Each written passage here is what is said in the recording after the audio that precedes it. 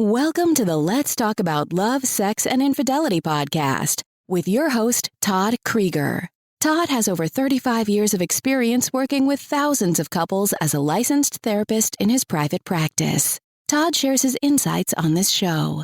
It's never too early to divorce-proof your marriage or too late to heal yourselves and have the relationship you truly want. Hi, everybody. This is Todd Creager. Today, my topic is why just talking about it isn't working. Try to talk it out with your intimate partner, it meaning some issues, some problems, some conflicts, often leads to more tension. Now, we're all told to communicate, and so we try to communicate, and sometimes it gets worse. Why is that? Well, a lot of times it's really because the real problem or underlying deeper feelings are not being addressed. That's very common. We haven't been taught how to get to the core. It takes some vulnerability to get to the core. So, when we try to attempt to talk about these emotional issues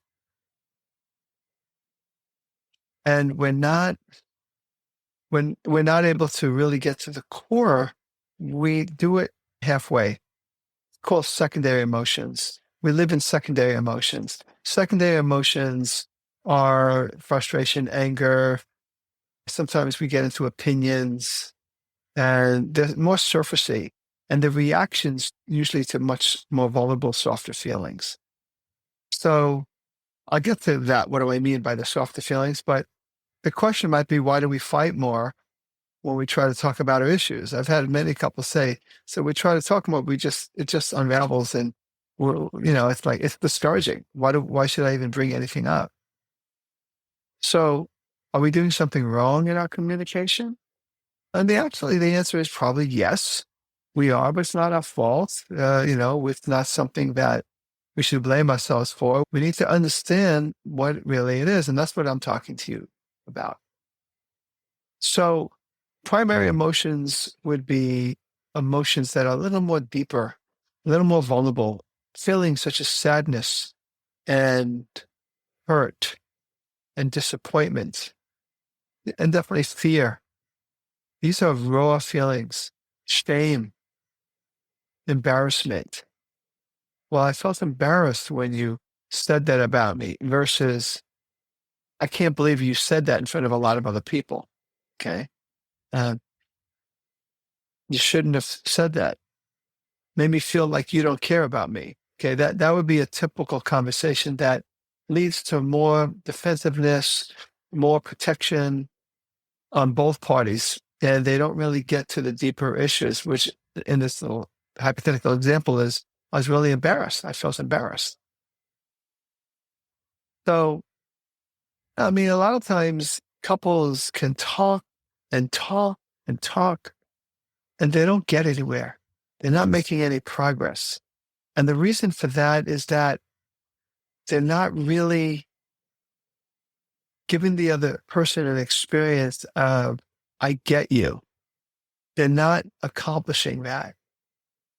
So many couples can talk a lot without making progress because they just have an impulse to be heard, but they're doing it in a way, number one, that might make it difficult to be heard because they're not coming from their more primary emotions, maybe more secondary like anger, frustration, judgment.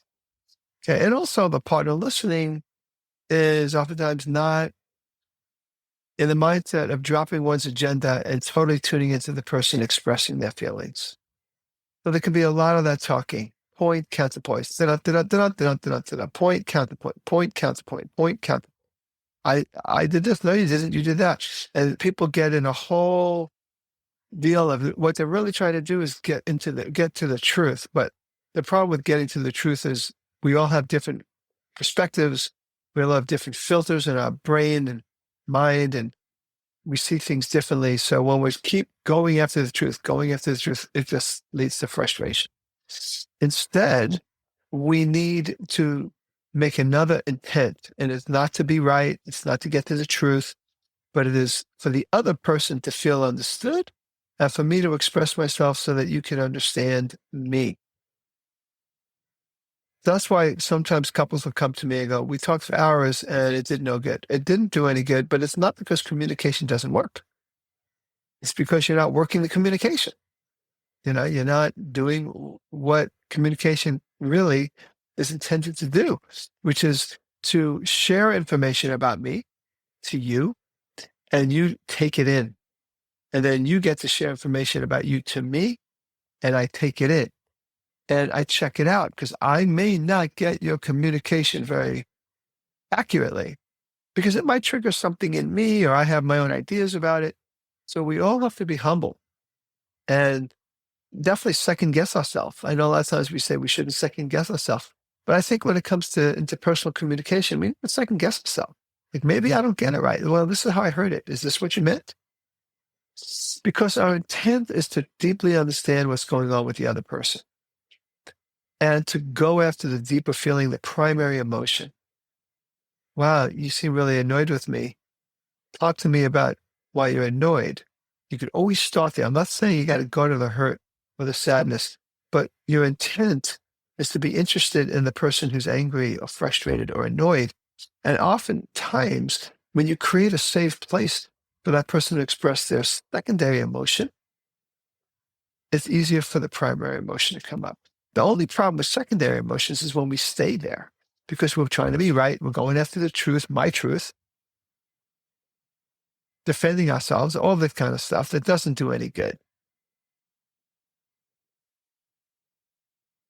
Sometimes people ask me the question, what's the difference between venting and sharing? It's a huge difference between venting and sharing.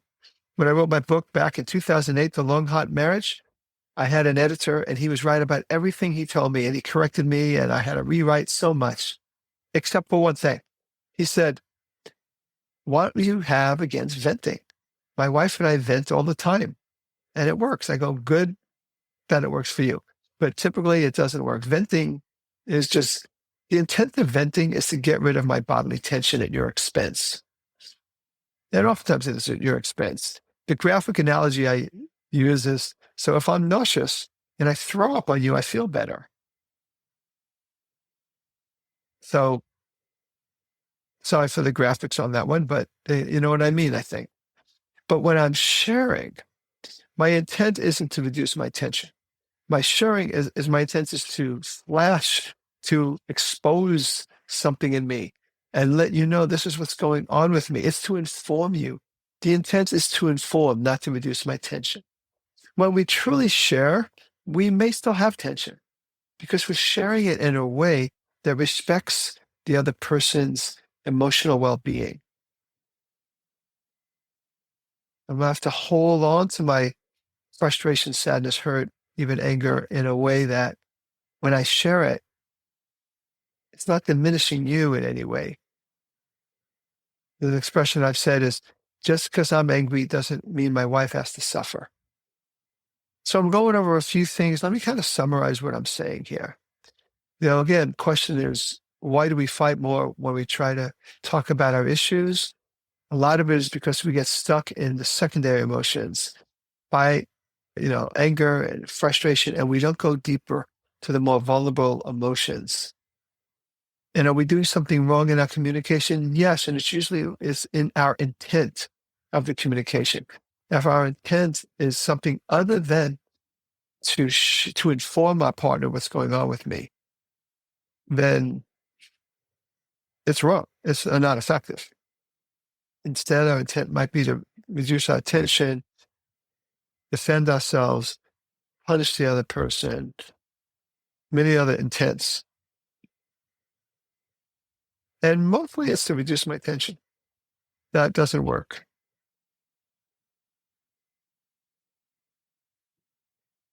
So can couples talk too much without making progress? I went over that. They definitely can. If you're getting caught in a loop, don't say communication doesn't work. Just know you're not doing the communication with the clean intent to inform and to share, or you're not listening clearly. You're not dropping your agenda and being interested in the other person. And I went over the difference between venting and resolving. Not resolving, venting and sharing. So one question is talking always the best way to resolve tension? The answer is sometimes. I think verbally it is very important to share, like I said, the way I'm talking. But nonverbal connection is very important too. The way I look at you, when I'm communicating, especially in a difficult interaction, do I soften my eyes and soften my muscles so that I come across in a non-threatening way? So if I want to resolve tension, I need to pay attention to my nonverbals. And touch is another way, Obviously, if you're really angry at me and I'm really angry at you, maybe we're not going to just go right away and hold each other or hold each other's hand, even though you could ask, I know you're angry at me, but can we hold our hands, each other's hands, while we talk about it? And if you have the maturity and the presence of mind to say yes to that, and both agree, that's amazing. Because now it's much more likely that when you do use your words, it's softer and it's about the intent of sharing as opposed to some other less clean intent. So touching is important in the right way, holding, nonverbal, softening our jaw, softening our eyes, and then communicating in a way where we take turns and we get to our primary emotions, and our intent is to inform nothing else. So hopefully that explains a little bit why just talking about it isn't working. It's got to be a particular kind of talking about it, and it's got to be done in a way that works for both people. And the intent has to always be about sharing. I know I'm repeating myself, but that's when talking really works. It really does. Because when your partner feels heard by you, they will relax. They will de-escalate. It's absolutely true. Now, I have a program I'm doing, and it's called From Escalation and Conflict to Connecting and Loving. I think that's the right title. If not, I'm very close. I think that's right, Phil. It's a wonderful 90-minute, at least, information-packed program that is going to be a relationship changer. Listen to it, take in what I'm saying, and practice, and you'll see how these 90 minutes or so can change your relationship. Bickering and escalating to connecting and loving.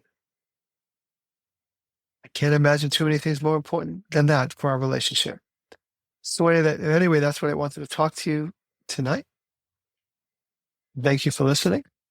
This is Todd Creager, making the world safe for love. That's it for today's episode of Let's Talk About Love, Sex, and Infidelity podcast with your host, Todd Creager. For free resources and materials, head over to toddcreager.com. Loved this episode? Head over to iTunes and subscribe, rate, and leave a review. We'd really appreciate it. Thank you.